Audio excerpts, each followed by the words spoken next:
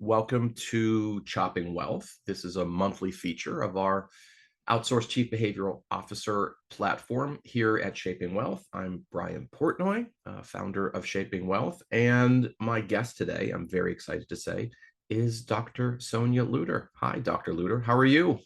I am doing great. Thanks, Brian. And let's also start with this is the morning, which I very much appreciate because my brain is more sharp in the morning. So I'm ready for what you throw at me. Okay, no, that's good. As I promised a few moments ago, I'm not a big curveball guy, at least anymore. I used to be. Um, so why don't we? I've been excited for this conversation for a bunch of reasons, but I would summarize it by saying that you and what you've written about and what you share with the world is so much at the center of the positive energy in the global financial planning industry. I want to unpack that in a bunch of different ways. Let me say one thing, and then I'm going to ask you to kind of tell everybody a little bit about your background. The one thing is that for those of you who have been to Chopping Wealth before, you should know that this is an open forum. We can't hear you, but we could read you. So whether it's in the chat box or in the Q&A, I'll be monitoring that. And this is your opportunity to ask Sonya, to ask Dr. Lutter, whatever questions you have, follow up on comments that she's making or anything like that. So we host these live for a reason. So please take advantage of the forum. So Sonya, tell us, share with us your background. You've done a variety of different things over a number of years.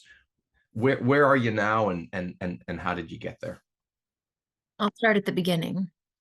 So this seems unrelated, but it very much is related in my mind. And it's becoming more and more clear every year that passes that I went to college thinking I was going to be a teacher of the deaf. And so I went into speech pathology. If you are not familiar with speech pathology, turns out there's a lot of biology associated with it. And I was like, oh man, I'm gonna have to opt out of this because that is not my forte. So when I was studying speech pathology for that first year, in the same hallway of my classes were signs that said, "Do you like working with people? Do you also like numbers?" And I was like, "Yes, that's me. Like, I'm not understanding this biology, chemistry stuff, but I do understand numbers." And my whole thing was wanting to teach deaf children because of an earlier experience I had had. And that's how found my way into financial planning. But then once I was there, what I was realizing was this was 25 years ago. We weren't talking about the relational side of things very much. There was some conversation about it, but I felt very ill prepared to work with conflict. If couples came in and they started having an argument, what was I supposed to do? Or if they started crying, what was I supposed to do? And in that same hallway that I was taking my classes, as it turns out, were posters, the old fashioned paper posters that were advertising marriage and family therapy. And I thought, oh, well, that's interesting. I think I could like that too. So I went into a master's degree in marriage and family therapy. And this was 20 years ago. And my colleagues in therapy were terrified of talking about money with their clients. And a good number of these clients were coming in wanting to talk about money. And they would shift the conversation to stuff that was more communication oriented or intimacy oriented or very logical things that are certainly related to money, but they were not talking about the money because they didn't know much about it either. They didn't have the confidence to have those conversations. Meanwhile, the kids that I went to college with are now out there as practicing financial planners. And one of them went so far as to say a client started crying in his office. So he closed the meeting and rescheduled for a different point in time. This was a long time ago. I don't think we're seeing that as much today as we did back then. But the point remains that there is this huge gap in understanding of what people wanted, what clients wanted, where they were going for assistance. And this really started me down this road of researching that parallel between it and And looking at this is not my research, but at this time, there was a project that was super fascinating. And Noyle and Snyder, the ones who did it, and they found that one third of the couples who were going to financial counseling, financial planning, also had some sort of relationship issue they were wanting to discuss. And one third of the people who were going to marriage counseling had some sort of financial issue they were wanting to discuss. And there was really nothing available for people at that time. So I went on, got a PhD at Texas Tech University, and started focusing in on financial therapy. Created the Financial Therapy Association. We brought about 20 people together out in California in 2008. And it's really evolved a lot since then. And I still think all of these years later, maybe we don't fully understand what financial therapy is.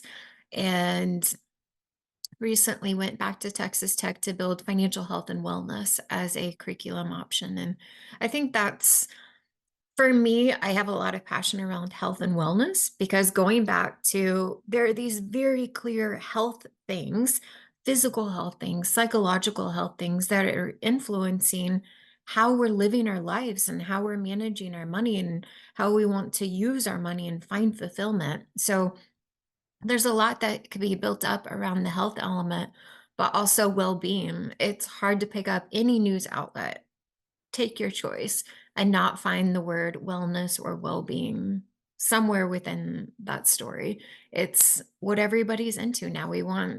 Um, we want to find happiness in our lives, and I think a lot of that came from COVID, realizing, time is wasting away. What are we doing here? And so, really, that's where I am right now. Focus on health and wellness, but um, I love the therapy stuff. I love the financial stuff. I don't love the biology as much, but it definitely informs what I do. Yeah, it's such a good story, and thanks for sharing that. I want to click for detail on a variety of things there, but just to come back to my original comment, like you really, I think we might overuse the word pioneer in our industry, but boy, you've really been a pioneer in where the industry now is. And sample bias, I mean, we're both, well, you're a current academic, I'm a recovering academic, so we know a little bit about statistical sampling. So I see certain types of people come through the Shaping Wealth ecosystem, and I appreciate the bias in that sample. But you really are where the leading edge is. So let's dive in. I do want to ask you to say a little bit more about the origins of the Financial Therapy Association, because I knew you were the instigator of that. I don't know if there were others involved, but 2008, a few things happened in the market that year. It was a wee bit stressful, if I recall.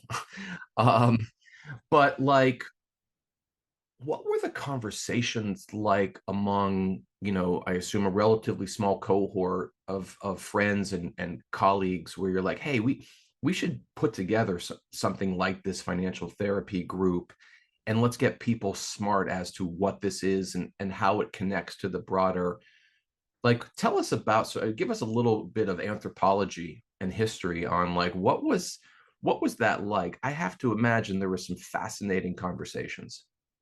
Yeah. I have to credit Ted Klontz a lot here because he has been a mentor for me forever. And I see him as the pioneer.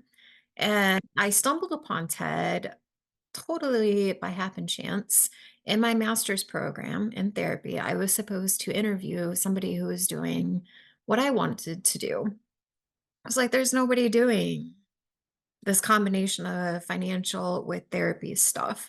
And lo and behold, Google led me to Ted out in Tennessee at the time. And I called him, cold called him on my regular phone, not my cell phone. Did it have the curly wire? Was it a landline? Yeah. It was a landline. I was a little late to the whole cell phone game.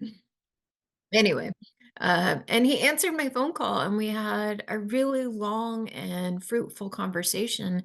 And he really got me thinking, something like this really is possible, that this could be more than me. This could be more than him. This could be a whole field or a whole profession, a whole group of people dedicated to bringing mental health in with financial stuff.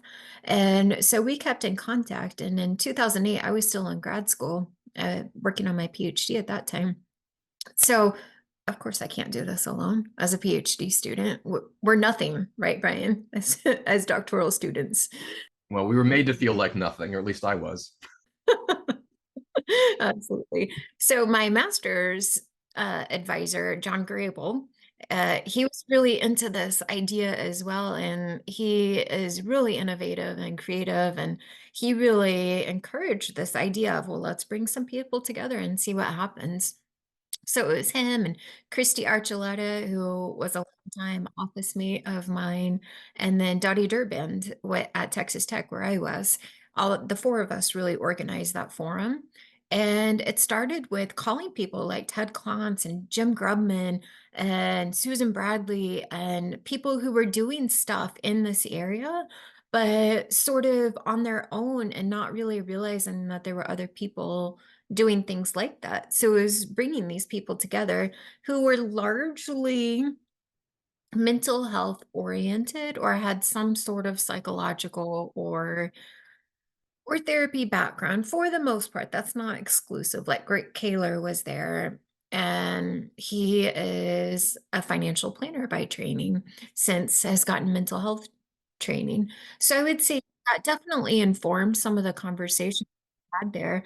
And we hired an outside facilitator who came in and was really gathering notes of what the need really was. Is there a demand for creating some sort of organization or formal place of knowledge gathering for this area?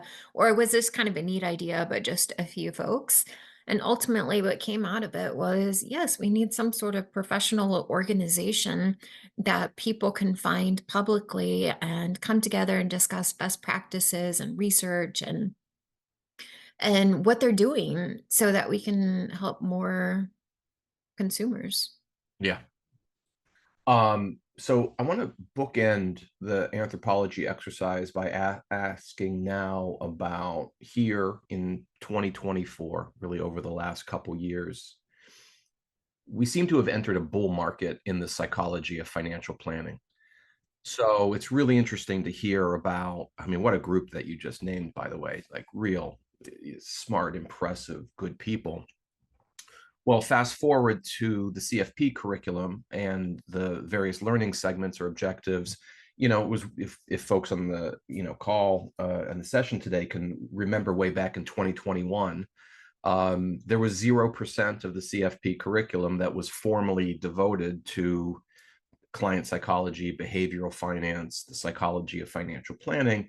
And lo and behold, 2 years ago, we went from 0% to 7%. And like you, I do a lot of talks with advisors, and I usually have occasion to ask, like, who here has ever felt like a therapist or a psychologist for their client? And it's sort of a exhale, chuckle a little bit moment, and 100% of the hands go up. And then we also joke a little bit collectively about the fact that more than 7% of your day is consumed with client psychology, your own behavior and habits and stresses and things. So you were there at the beginning of the FTA. Fast forward to now, the CFP curriculum has officially branded, the behavioral stuff, the psychology stuff as legitimate. You've got firms like Shaping Wealth that have stepped into this space.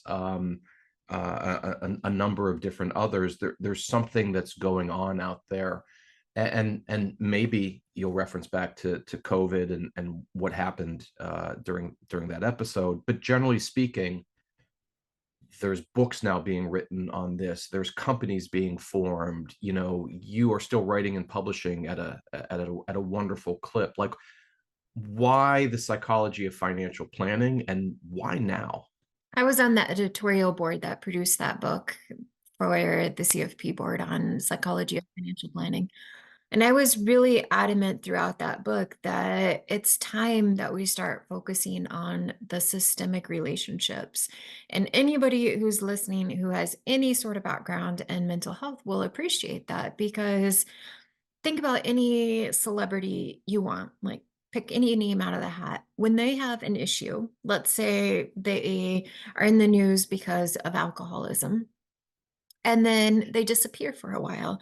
And turns out they went to a rehab center, recovery, and they stopped drinking and they were doing really well. Like they looked healthier, they were maybe not as neurotic out in the press, and they just felt like they looked like they had their stuff together.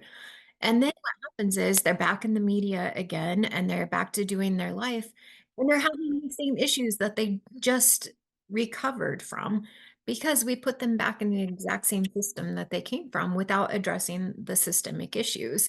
That person is never going to be able to change unless we identify what their behaviors are doing to the people around them and what the people around them need for that person to behave or to look like, so that the attention is not on them or we don't recognize the other larger issues at play. And so that's one of the things about psychology of financial planning that I've been so adamant about is it's the study of the mind, psychology, as it relates to the financial planning process. You, as a financial advisor, are an active participant in the financial planning process. My thoughts, my behaviors, my subtle reactions to what the client says influences what they ultimately do with their money. And if we're not aware of our own role in that, we're doing a huge disservice to the client. And we do tend to get fixated. And even the CFP board has another book written before Psychology of Financial Planning called Client Psychology. And that's us pointing our finger at the client of you need to fix this or that. Behavioral finance as a large field, this is not everyone, but behavioral finance is largely about the biases and these things that get in the way and how the client maybe is not able to make the best decision because of XYZ. And so let's put these practices into place to help them make the right decision. And that's also ignoring the larger system for the most part, right? So I think that was one of the things that I really wanted to push with psychology of financial planning is to make sure that we are incorporating the entire planning process and all of those pieces that are at play there. So why now? I really do think it has a lot to do with COVID that we finally recognize that, you know what, when I remove myself from this particular environment that I've been so focused on, and now I'm working at home and I'm seeing the ways that my kids are interacting with one another, or I maybe am not as influenced by hearing the background conversations, and maybe I'm seeing myself think about things differently or react differently on Zoom calls than what I would in in-person calls. And it really feels like a big wake-up call. And I mean, really, there is some evidence here to suggest those realizations. One of my favorite stats, this is from the CDC, they have something called the Pulse survey, and it collects information on anxiety and depressive symptoms. And pre-COVID, what we saw is 1 in 12 people, I believe is what it was, suffered from symptoms of anxiety. Post-COVID, so they started collecting this every 2 weeks, once like March 2020, and or maybe they started in April 2020, I don't know. But they have data as recent as several weeks ago. And even still today, 4 years later, what we see is 1 in 4 people are struggling with symptoms of anxiety. That's a huge portion of people. I'm going to talk with more than 4 people today. You're going to talk with more than you've already talked with 4 people today. We've already addressed that. One of them, very high likelihood, is struggling with symptoms of anxiety right now. And it was not that way pre-COVID. So I think we're just exposed to so much more information. 1 in 5 people now are struggling with symptoms of depression. And I don't want to say that they're depressed, it's symptoms of depression. And pre-COVID, that was something like 1 in 18. So dramatic shifts from COVID. And thinking about anxiety as one thing, all sorts of fun stats I could throw out at you. The average person looks at their phone every 4 minutes. So the people who are listening live now, think back how many times you've been looking at your phone. I have not, because I am talking with Brian. Hands free.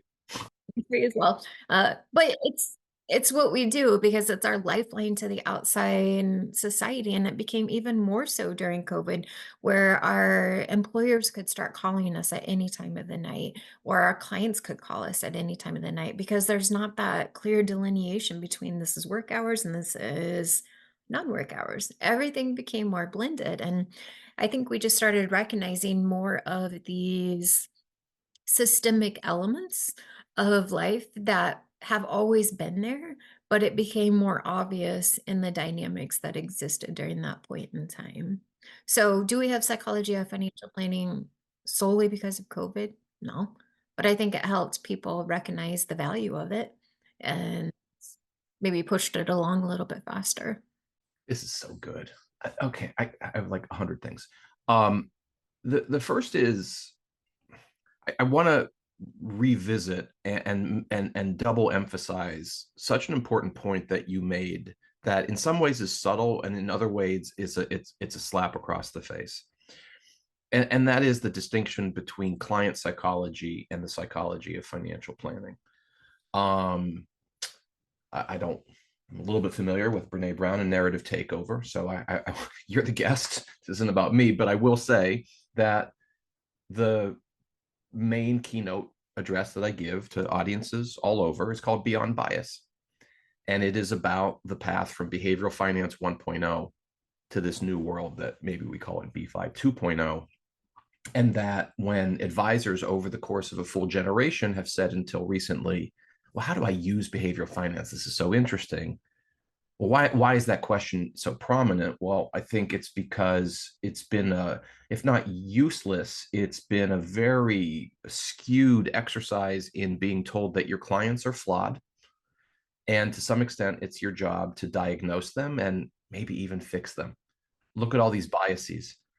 So economists have a fancy word that they call irrational, but it's an academic word for stupid.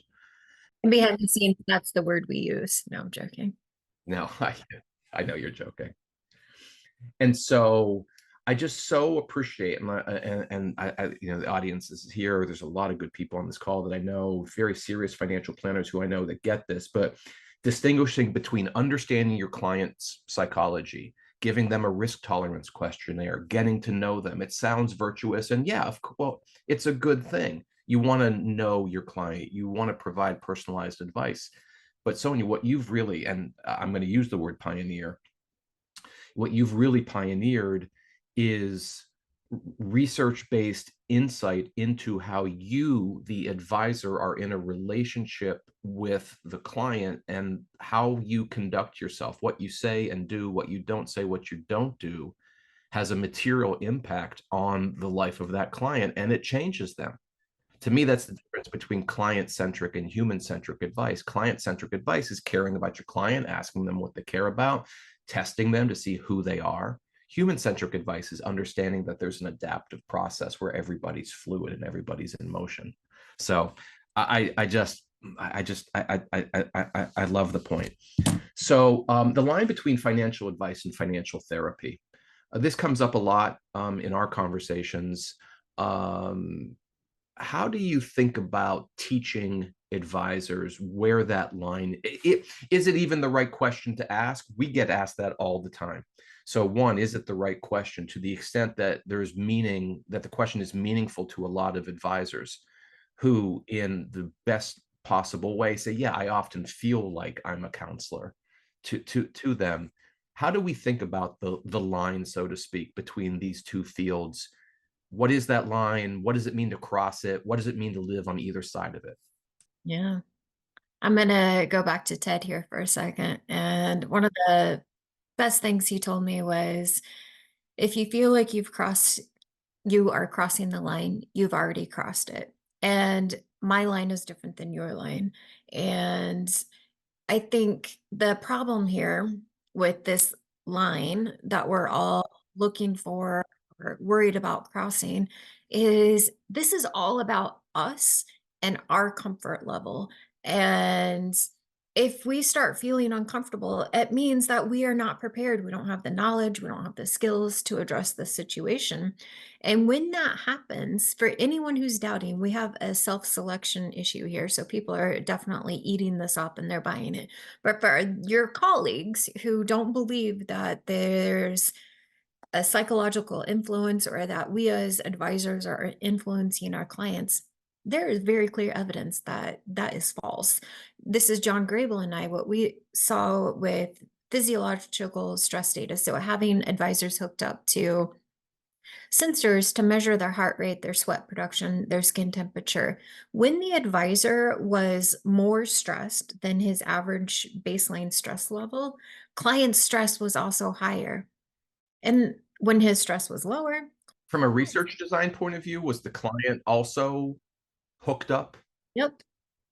I assume we're calibrating because that sounds like a pretty stressful thing to go in to talk about, like your retirement assets, and you're both hooked up to a machine, and you're both like, "Hey, what's going on right now?" Yeah, it does seem weird. It's not as weird as you would think. We tend to get used to sensors being hooked up to our hands, but it's a valid point. I'm wearing one on my wrist. Yes. I mean, we've all got it, and it just becomes part of the conversation at some point. And in fact, we would have people get up and walk out with the device on and be like, "Oh, wait, we got to get that back." And they're like, "Oh, I forgot I was wearing it." So there's evidence that me as the advisor is influencing the clients positively or negatively. And um, I forgot where I was going with part of that conversation, the doubters out there, that it very much is this interaction between I've got to pay attention to myself and this is going to have an impact on the client. You're going to have to remind me what the question was because I really did get distracted. No, it's what is the line between financial advice and financial therapy? Like, is there a line? How do you define it? And you began to say that, well, everyone's going to have their own line because they're entering with their own priors and such. But that's where I'm going. Yeah, and if I get close to that line, what happens is I start getting physiologically stressed without even recognizing that it's happening, but you can see it in scientific data. And when that happens, we're making our clients more stressed. When they're stressed, people are not making rational, let's use the word again, decisions. They're very myopic, very now focused. They are into self-protection mode. They don't care about anything else that's going to happen later. They don't even care about the past. They just care about that moment right there and self-protection. So if I feel like I'm crossing the line, it's obvious to our clients. And my issue in this area is when we're talking with a friend or a loved one, we don't worry about the line. We communicate with them and we talk therapeutically. And for me, that's the biggest thing for financial planners to recognize is you don't need to be a therapist to communicate therapeutically. We do it naturally, especially with our children. We see them as these fragile human beings who are learning a lot of information, and we communicate with them therapeutically. What does that mean? We listen to them, we react with emotion, and we try to remember what it was like when we were 10 years old and struggling with this issue. Or we try to remember what was it like when I lost my first tooth? Like, I don't even remember that. But we naturally go into that relation, empathetic mode.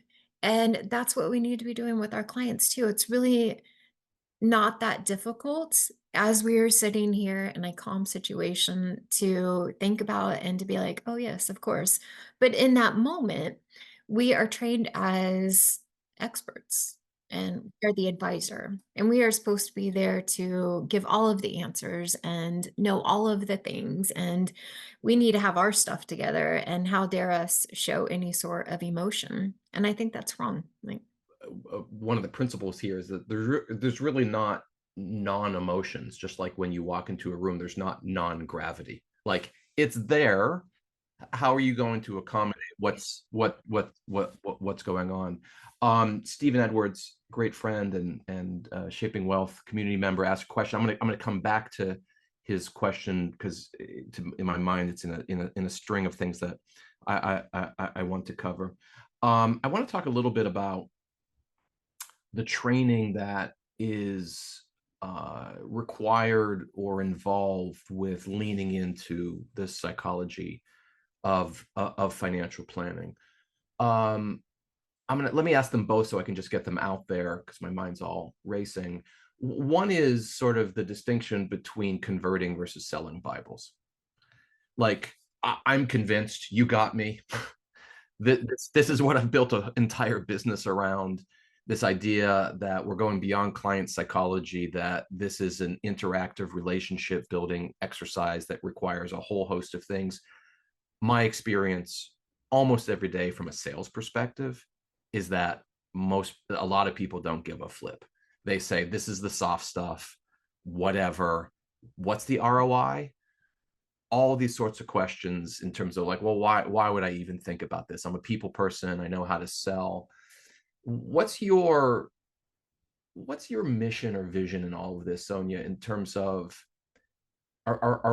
should we be out there proselytizing? I mean, it seems almost non-controversial to say that folks should care about this, but at the same time, a lot of people in our industry do not. They have other commercial incentives. If we learn one thing from economics, it's that incentives don't matter, or incentives matter, and so this topic won't matter to a lot of people. So the first question is sort of, sort of conversions versus selling Bibles. Like what's your how are you leaning into your career on that? And then the second is on emotional intelligence as a skill, because as we lean into being more capable advisors and coaches in these forums with our clients, how can we begin to think about EI or EQ as a suite of skills? And I want to ask some questions on that. I'm planting that, but let's start with the first part. Like, should it be, hey, if you care, you care, and if you don't, I wish you well? Or should we be like pushing this? Yeah. I think it's really hard to push it on to someone who doesn't want it, right? And let the bygones be bygones. And the reality is that's going to sort itself out, in my opinion. So I don't know that it's worth trying to convince people who don't already have some sort of inclination. Because again, you are, as an advisor, an active role in that psychology of financial planning process. And trying to get somebody to do something that they don't believe in is not going to go anywhere. And how are they ever going to start believing this? Evidence. And when the clients don't show up anymore, or the children of your clients go somewhere else because they don't like your approach, we start seeing that lost revenue, that lost potential. And we see it in the data right now that clients are unhappy and they want their advisors to talk more about the relationship stuff. I have dozens of data sets that are saying the exact same thing, that clients don't feel like they're heard and they want more. And sure, maybe some of them will stick with their advisor because it's a nice, sticky relationship, but there's no way that they're referring that person to somebody else. And certainly their children, their adult children who are going to take over that wealth, why would they stay there if they're seeing this dynamic going on? So I think we're going to get there. I hope it's in my lifetime to where everybody's doing this, whatever it is that we call is this, but it does require us as the advisors to start thinking about conversations differently and building our EQ. And to your question with how is it that we do that? Just pause for a second, everyone who's listening or watching the recording, and think about somebody you know who has had a major life event, whatever the case. They were in a car accident, and they're severely injured, they got a chronic diagnosis, they had a close death. And imagine that person, their behavior and their attitude pre major life event and post life event. They tend to start behaving differently. Maybe they are calmer. Maybe they take life a little bit slower. Maybe they have shifted some of their friend groups or their relationship in a way that aligns more with their values. That means that that person had some sort of internal cognitive shift. And that's what we need too as professionals I'm not saying we need a major life event, but we need to imagine that there are these things that happen that influence people significantly. And we're all going to have these major life events at some point in our life. Um, Hopefully not a lot of them, but almost inevitably, we're all gonna have these events, and when we can reflect on how we change as a person after those types of events, then we can start understanding, "Oh, yeah, this is what my clients are dealing with all of the time," and helping them through those experiences in the same way. Yeah, this in itself is almost like a meta empathetic exercise because we're appreciating that our clients are going through change. We apply certain things like the trans theoretical model of change to understand how people course through things. And what you're doing wonderfully is now looping the advisor in. If I think about a book I read recently, Life is in the Transitions by Bruce Feiler, he talks about life quakes. We have 3 to 5 life quakes. We have 30 or 40 big transitions, new job, old job, relationships come and go, but like 3 or 5 really big things, you sort of learn and change at those major inflection points. So it ends up that the chat box is blowing up with questions, and I want to sort of bring in the group. Rather than me try to be clever, why don't I just start with who asked first and go from there. Stephen Edwards, how do you teach advisors how to refer a client to a licensed therapist? Sometimes in a very emotionally intelligent way, a self-aware way, you say, I'm not equipped to have this conversation. And you want to refer that person. Are there best practices that are involved with that moment? I'm glad that Stephen asked this question because it takes me back to something I wanted to say earlier with a good friend of ours, Jim Grubman, or a couple of his colleagues wrote the Wealth 3.0 book. And it's a beautiful book if you haven't read it that really describes a future of financial advisory practice and having these different elements incorporated from the very beginning. And I think that's the easiest way to make a referral because it's not even a referral. It's part of the team, it's part of the process that you're going through. So ideally, you would already have that. In reality, hardly anybody does at this point in time. So how do you make that referral? Again, thinking about your own experiences and how you would want to be communicated with in that scenario. If someone says you need help, you're probably going to fight it and not go see anyone. But if you approach it as, this sounds like a really difficult time, and I am trying to help you as much as I can, but I feel like I don't have quite all of the resources that I need. But when I was in a similar time, I was able to kind of work through that scenario for me, or I saw my friend or my sister work through this scenario after they talked with so and so, or if you want a counselor. I think either one of those is fine, but tying it to one of your own personal experiences to the fancy therapy word is normalize the experience and not point fingers that the client is bad or wrong, that this is a very normal part of life. And also, thanks to COVID, we're more willing to talk about therapy.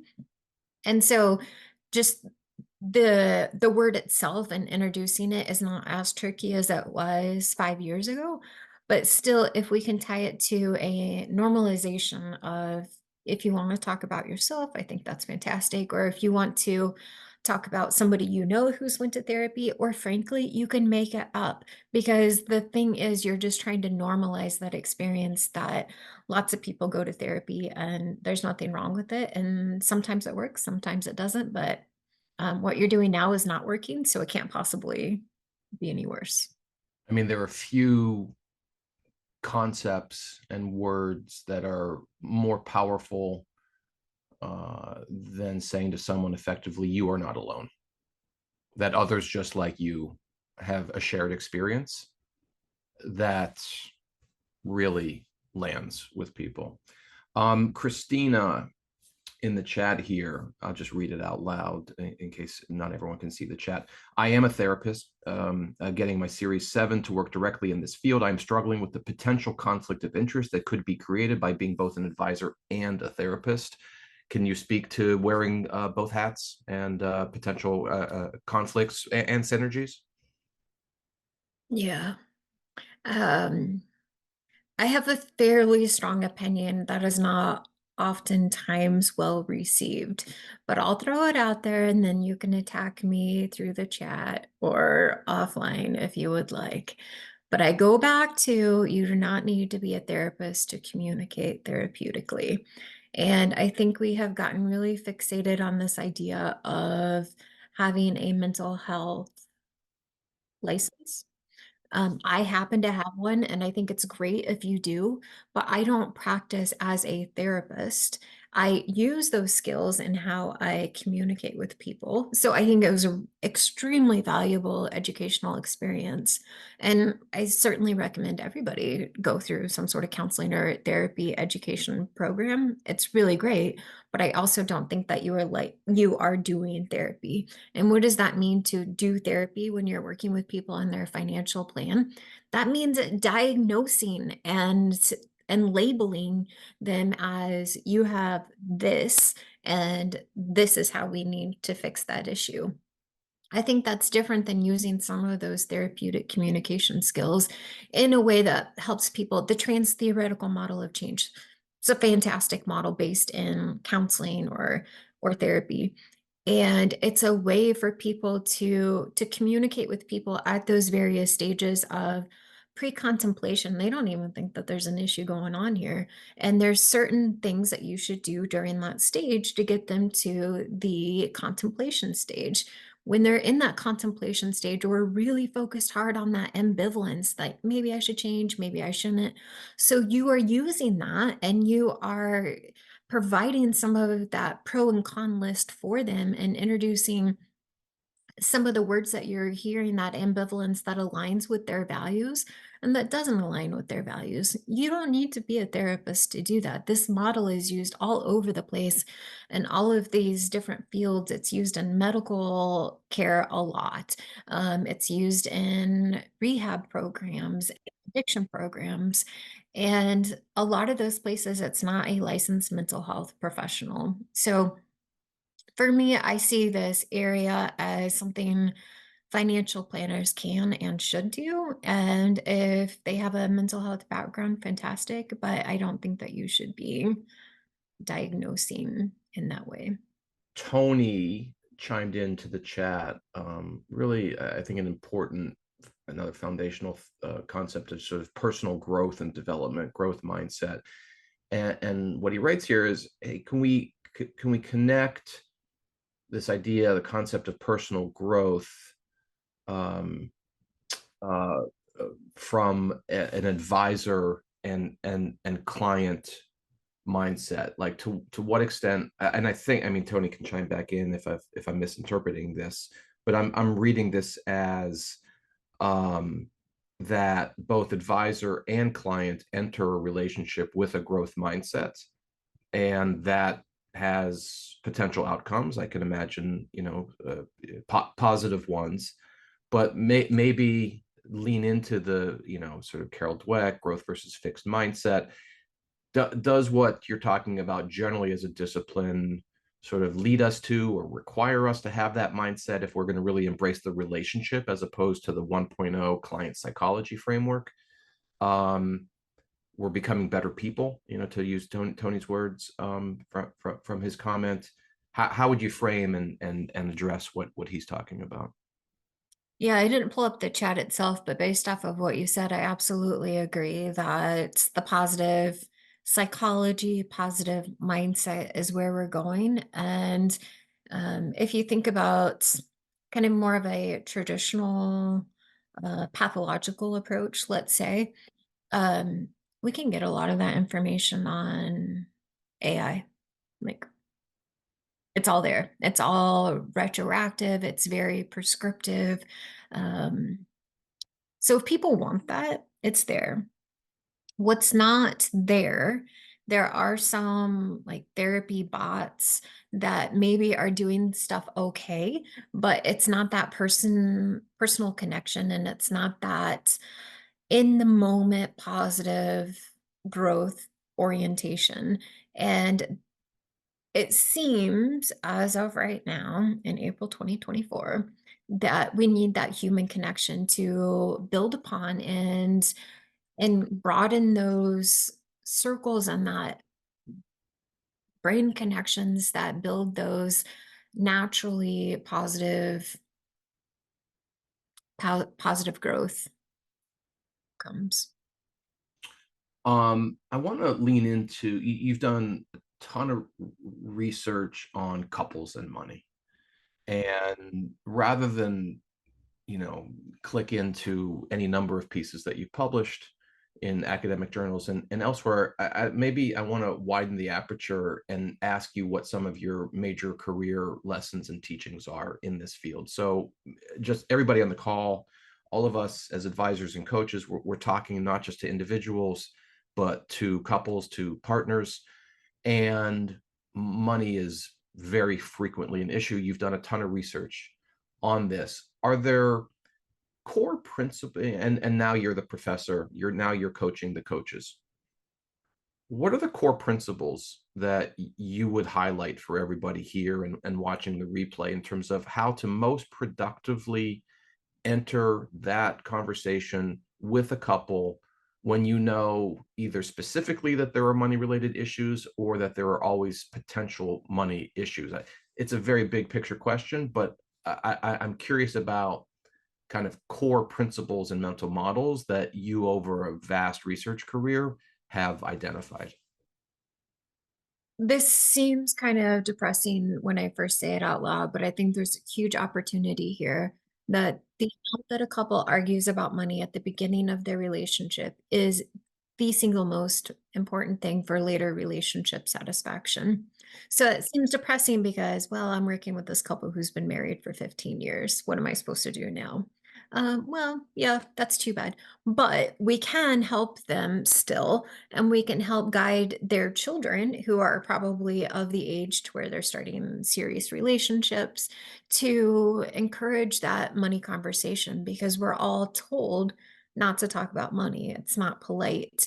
And then we expect people to enter into a relationship and just all of a sudden start talking about money. Like the logic there doesn't connect.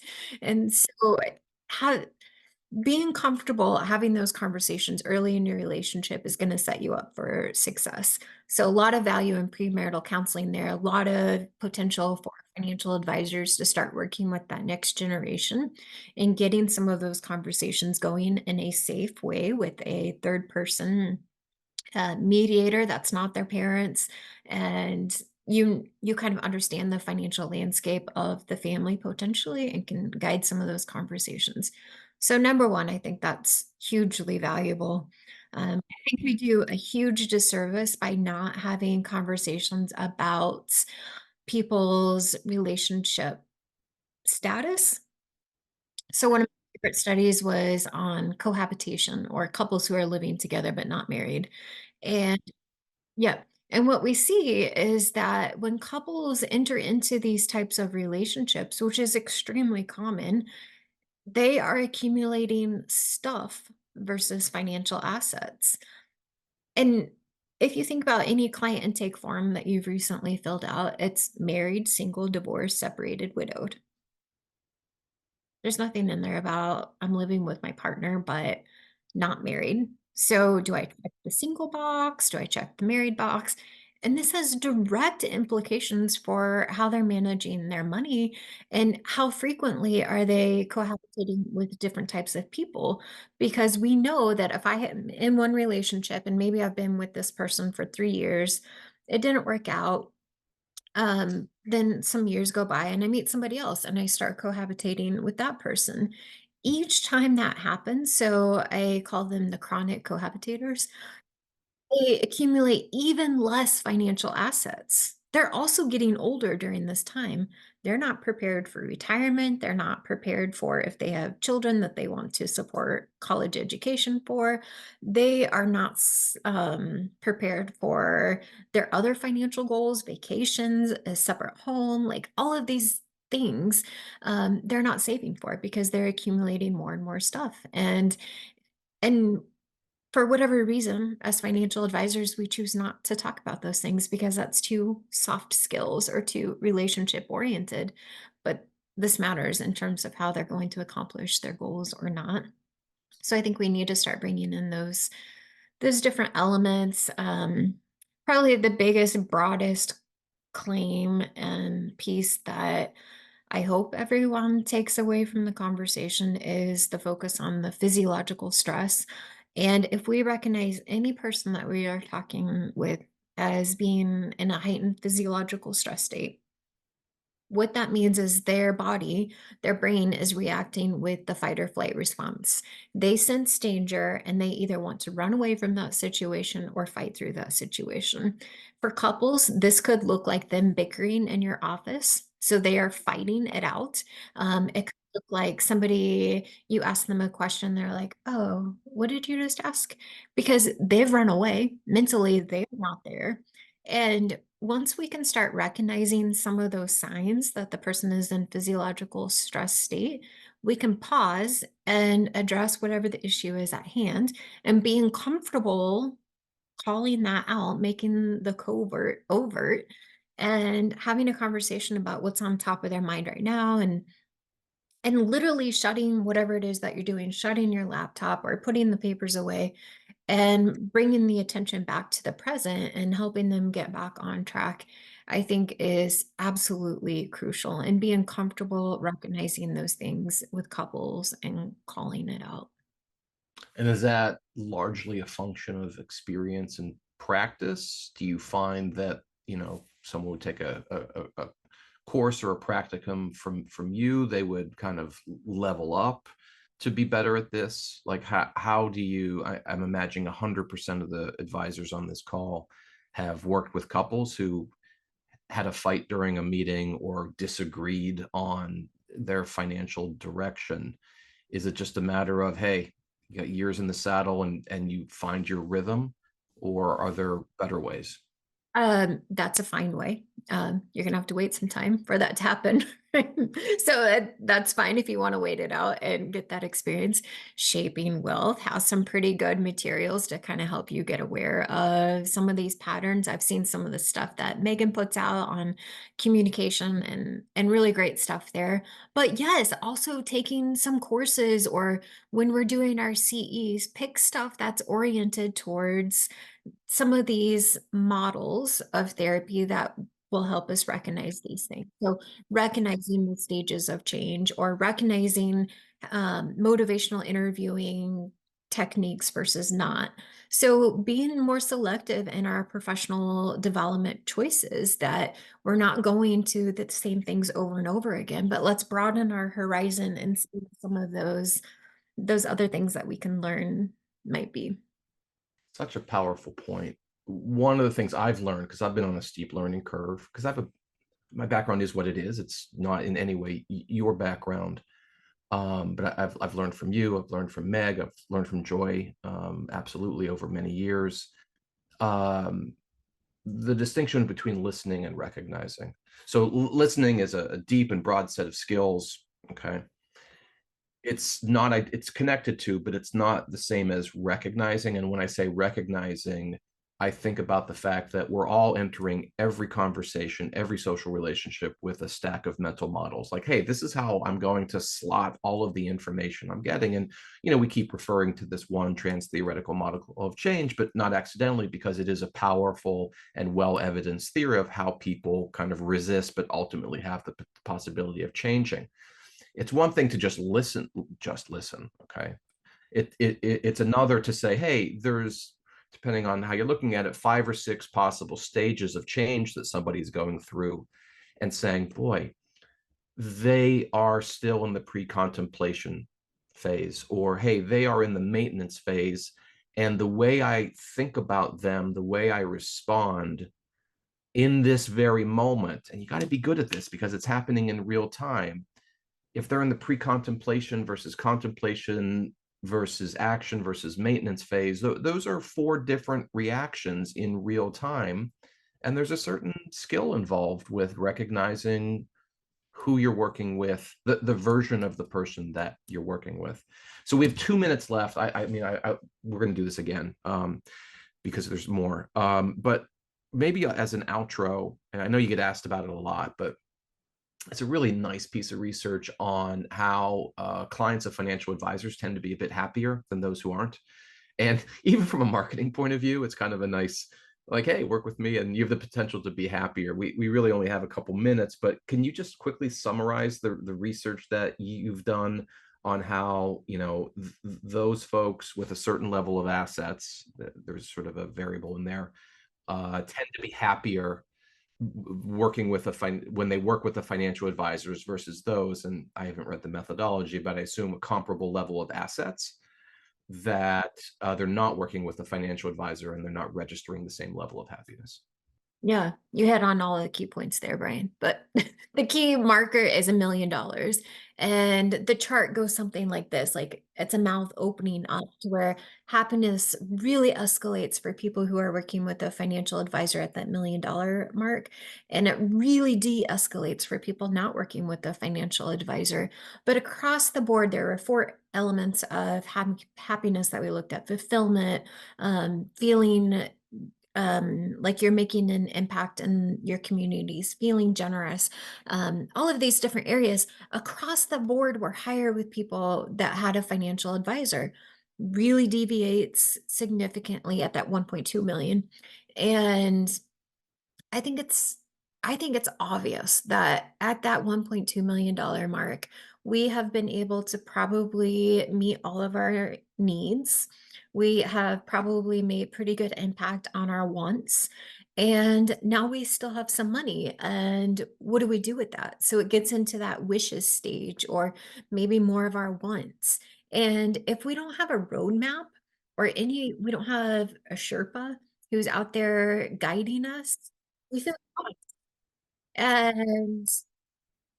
and things kinda spiral out of control, I mean, to be most blunt, because we don't even know what we're doing with our life. We've got the financial resources, but what do I do with it? And that's really where the financial health and wellness comes in. Part 2 coming up on more of the On the next episode of Chopping Wealth, Dr. Sonya Lutter, I just couldn't be happier with this conversation. You're amazing. Thank you. The amount of wisdom that you have to share with us. This will not be the last time that you appear in with a Shaping Wealth audience. So tons of amazing questions in the chat. Thank you all for those who attended and for those watching the live replay. I hope you've enjoyed these comments. And with that, I wish everyone a good day. Thank you again. Thank you.